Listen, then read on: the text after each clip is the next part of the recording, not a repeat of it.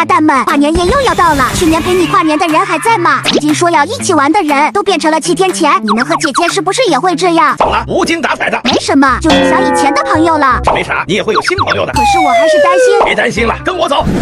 姐姐，你带我来这干嘛？抽签呀，看看你的运气。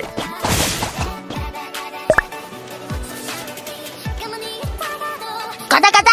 姐姐，你抽到啥了？小屁孩问那么多干嘛？那姐姐，你有新年愿望吗？姐姐的新年愿望会和我有关吗？必须有啊！希望在新的一年里，我能不劳而获，有时候好像为了司徒6000多人吃里扒外，飞黄腾达。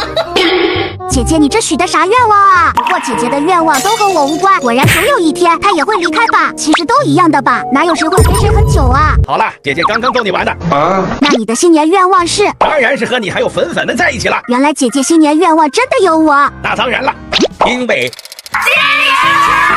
2年交替的瞬间，是独属我们的13月。